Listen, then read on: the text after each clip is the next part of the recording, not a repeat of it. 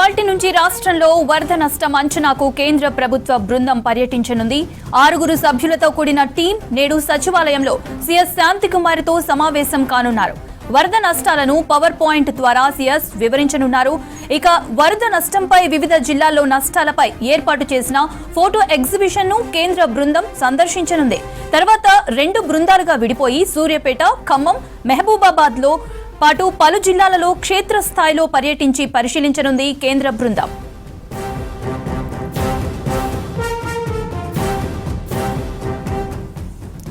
Right, మరిన్ని details Yadagiri అందిస్తారు. యాదగిరి, కేంద్ర బృందం పర్యటనకు సంబంధించిన అప్డేట్స్ ఏంటి? ఏదైతే ఈ వరద ప్రభావిత ప్రాంతాలు ఉన్నాయో ఈ వరద ప్రభావిత ప్రాంతాల్లో క్షేత్రస్థాయిలో అసలు ఎంత నష్టం జరిగింది, ఏ జిల్లాలో ఎట్లాంటి సిచ్యువేషన్ ఉంది అనేది తెలుసుకునేందుకు నిన్న సాయంత్రమే సెంట్రల్ టీం వచ్చింది. మొత్తం 6 సభ్యులు రాష్ట్రానికి వచ్చారు. ఇక మరికొద్దిసేపట్లోనే సచివాలయంలో సీఎస్ శాంతికుమార్తో సమావేశం కాబోతున్నారు. ఈ సమావేశంలో ప్రధానంగా ఏ జిల్లా రాష్ట్ర వ్యాప్తంగా కురిసినటువంటి వర్షము, తర్వాత జరిగినటువంటి నష్టము, ఈ వరద ప్రభావిత ప్రాంతాలు ఎక్కడెక్కడ ఏ జిల్లాలు ఉన్నాయి, అందులో ఉన్నటువంటి గ్రామాలని ఎంత ఎక్కువగా ఈ నష్టం జరిగింది, ఇట్లా ఓవరాల్గా దీని మీద ఇవాళ సీఎస్ శాంతికుమార్తో సమావేశం. ఈ సమావేశంలో ఈ ఏదైతే సెంట్రల్ టీం ఉందో సెంట్రల్ టీంకి సీఎస్ శాంతికుమారి ఈ పవర్ పాయింట్ ప్రజెంటేషన్ ద్వారా ఎక్స్ప్లెయిన్ చేయనుంది. ఇక సచివాలయంలోనే 6th ఫ్లోర్లో ఈ వరద ప్రభావిత ప్రాంతాలకు సంబంధించినటువంటి ఫోటోకి సంబంధించినటువంటి ఫోటో ఎగ్జిబిషన్ కూడా 6th ఫ్లోర్లో ఏర్పాటు చేశారు. ఈ 6th ఫ్లోర్లో ఉన్నటువంటి ఫోటో ఎగ్జిబిషన్ కూడా ఈ 6 సభ్యులు ఏదైతే సెంట్రల్ టీం వచ్చిందో ఈ సెంట్రల్ టీం ఈ ఫోటో ఎగ్జిబిషన్ కూడా పరిశీలించనుంది. అక్కడ ఈ పరిశీలనలో ప్రధానంగా ఏ జిల్లాలో ఎట్లాంటి సిచ్యువేషన్ ఉండే, ఈ వరద వల్ల ఎట్లా ఇబ్బందులు ఎదుర్కొన్నారు, సో ఈ ఫొటోస్ అన్ని కూడా ఈ 6th ఫ్లోర్లో ఏర్పాటు చేసినటువంటి ప్రదర్శనలో ఉంటాయి. కాబట్టి వీటన్నిటిని కూడా ఈ సెంట్రల్ టీం పరిశీలించనుంది. ఇది కొద్దిసేపట్లో ఈ సమావేశం ప్రారంభం కాబోతుంది. ఇక ఆ తర్వాత మొత్తం 6 సభ్యులు వచ్చారు కాబట్టి ఈ 6 సభ్యులు 2 టీములుగా విడిపోయి ఏదైతే ఈ ఖమ్మం, సూర్యాపేట, మహబూబాద్ ఈ ఏరియాలు ఏవైతే ఉన్నాయో ఈ ఏరియాలలో ఈ 2 టీములుగా విడిపోయి వీళ్ళందరూ కూడా క్షేత్రస్థాయిలో అసలు ఏం జరిగింది, ఈ వరద నష్టానికి సంబంధించి ఎంత వరద నష్టం జరిగింది, ఏ జిల్లాలో ఎట్లా ఉన్నదనే దాని మీద క్షేత్రస్థాయిలో ఈ 2 టీములు కూడా అక్కడ వెళ్ళి డైరెక్ట్గా పరిశీలించనుంది. అయితే రాష్ట్ర వ్యాప్తంగా ఇప్పటికీ రాష్ట్ర ప్రభుత్వం ఒక ప్రాథమిక అంచనా కూడా వేసింది. మొత్తం 5,000 కోట్లకు పైగా నష్టం జరిగింది అని చెప్పేసి అంచనా వేసింది. దీనికి సంబంధించి కేంద్రాన్ని కూడా కోరింది.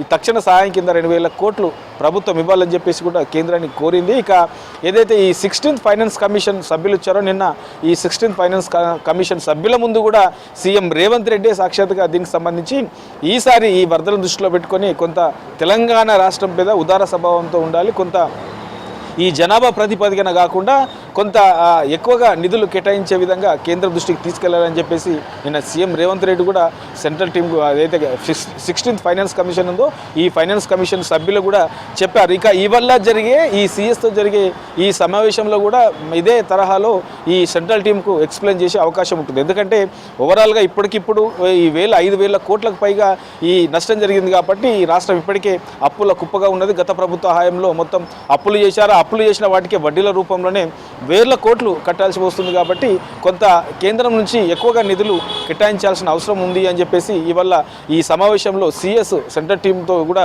కోరే అవకాశం అయితే కనబడుతుంది. ఒక్కసారి మనకు ఈ రాష్ట్ర వ్యాప్తంగా ఈ ప్రాథమిక అంచనా ప్రకారం ప్రభుత్వం వేసినటువంటి ప్రాథమిక అంచనా ప్రకారం రాష్ట్ర వ్యాప్తంగా ఈ వరద బారిన పడ్డటువంటి గ్రామాలు చూస్తే మనకు 400 గ్రామాలు ఉన్నట్లు ప్రాథమిక అంచనా. ఇందులో ఇక ఈ వరద బాధితపడ్డ ప్రజలు రాష్ట్ర వ్యాప్తంగా 2 లక్షల మంది ఉన్నారని చెప్పేసి అంచనా ఉన్నది ఇప్పటివరకు అయితే. ఇక ఈ వరదల కారణంగా మరణించిన వారు రాష్ట్ర వ్యాప్తంగా కూడా 33 మంది ఉన్నట్లు అంచనా ఇస్తున్నారు. ఇక ఈ ఇండ్లు దెబ్బతిన్న ఇండ్లు, పాక్షికంగా కూలిపోయినటువంటి ఇండ్లు కూడా మొత్తం 4,200 ఇండ్లు ఉన్నాయి. ఇక ఇవి కాకుండా గుడిసెలు, తర్వాత ఇతర గృహాలు లాంటివి ఉన్న వాటికి అవి కూడా మొత్తం 3,200 ఈ వర్ష ప్రభావితానికి నష్టపోయినట్లు కొంత ప్రాథమిక అంచనా వేస్తూ ఉన్నారు. ఇక ఇందులో ఏదైతే పశువులు ఉన్నాయో పశువులకు సంబంధించి కూడా మొత్తం 11,000 పశువులు ఈ వరదలలో కొట్టుకుపోయినట్లు ఇప్పటి వరకు ప్రాథమికంగా అంచనా వేస్తూ ఉన్నారు. సో ఇది మొత్తం రాష్ట్ర వ్యాప్తంగా ఉన్నటువంటి నష్టానికి సంబంధించి ఇక పంట నష్టానికి సంబంధించి కూడా ఇప్పటికే 5 లక్షల ఎకరాలకు పైగా పంట నష్టం జరిగినట్లు ప్రాథమిక అంచనా వేస్తున్నారు. దీని మీద ఇంకా వ్యవసాయ శాఖకు సంబంధించినటువంటి అధికారులందరూ కూడా అంచనా వేస్తున్నారు. కొన్ని రోజుల్లోనే దీనికి సంబంధించి పూర్తి స్థాయిలో అసలు ఈ రాష్ట్ర వ్యాప్తంగా ఈ వరదల కారణంగా భారీ వర్షాల కారణంగా ఎంత నష్టం జరిగింది అనేది పంటకు సంబంధించి పూర్తిగా దీని మీద కొంత క్లారిటీ వచ్చే అవకాశం ఉంటుంది. ఇక ఈ రాష్ట్ర వ్యాప్తంగా కురిసినటువంటి వర్షాలలో చూస్తే మనకు ఎక్కువగా ఈ సూర్యాపేట, మహబాద్, ఖమ్మంలో ఎక్కువగా వరదలు వచ్చాయి. అక్కడే ఎక్కువగా ఈ నష్టం కూడా జరిగింది. ఈ 3 జిల్లాల్లో కూడా చూసుకుంటే మనకు ఖమ్మం జిల్లాలో ఎక్కువగా ఈ 3 జిల్లాలతో పోల్చుకుంటే ఖమ్మం జిల్లాలో కొంత ఎక్కువగా ఈ నష్టం జరిగినట్లు ఇప్పటి ఉన్నటువంటి అంచనా అయితే తెలుస్తూ ఉన్నాయి. ప్రభుత్వం కూడా దీని మీద కొంత అంచనా ఎక్కువగా వేసింది. అయితే ఖమ్మంలో చూస్తే మనకు మొత్తం ఒక్క ఖమ్మం జిల్లాకు సంబంధించి 730 కోట్ల నష్టం జరిగినట్లు ప్రాథమికంగా అంచనా ఉన్నది. ఇందులో 15,000కు పైగా ఇండ్లు దెబ్బతిన్నట్లు తెలుస్తూ ఉన్నది. ఇక ఇప్పటికే దీనికి సంబంధించి ఒక్కో ఇంటికి 16,500 పరిహారం ఇస్తామని చెప్పేసి ప్రభుత్వం ప్రకటించింది.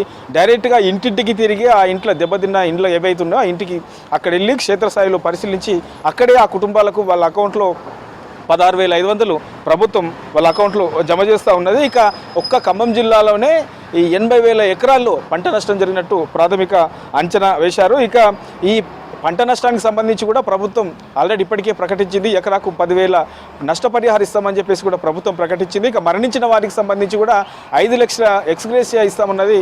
సో ఇట్లా ఎవరు కూడా ఇబ్బందిగా పడకుండా ఎట్లాంటి నష్టానికి సంబంధించి పూర్తి స్థాయిలో ప్రభుత్వం అండగా ఉంటుంది. ఎవరు కూడా దీనికి సంబంధించి ఈ నష్టాల వల్ల ఇబ్బంది పడొద్దు, ప్రభుత్వం అండగా ఉంటుందని చెప్పేసి ఇప్పటికే ప్రభుత్వం భరోసా ఇచ్చింది. ఈ పరిహారానికి సంబంధించి కూడా కొంత ఎవరైతే ఇప్పటికిప్పుడు తక్షణ సాయం అవసరమని ప్రభుత్వం భావిస్తుందో క్షేత్రస్థాయిలో పరిశీలించిన తర్వాత వాళ్ళకు అప్పటికప్పుడే కొంత ప్రభుత్వం నుంచి కొంత పరిహారం కూడా అందించారు. కాబట్టి ఇక ఈ సెంట్రల్ టీము ఏదైతే క్షేత్రస్థాయిలో పరిశీలించిన తర్వాత ఈ టీము ఇచ్చే రిపోర్ట్ ఆధారంగా కేంద్రం నుంచి కొన్ని నిధులు వచ్చే అవకాశం ఉంటుంది. కాబట్టి చూడాలి మరి ఈ సెంట్రల్ టీము పర్యటించిన తర్వాత క్షేత్రస్థాయిలో పరిశీలించిన తర్వాత కేంద్రానికి ఎలాంటి రిపోర్ట్ ఇవ్వబోతుంది, కేంద్రం నుంచి ఎన్ని నిధులు వస్తాయనేది చూడాల్సిన అవసరం అయితే ఉంటుంది. మౌనిత.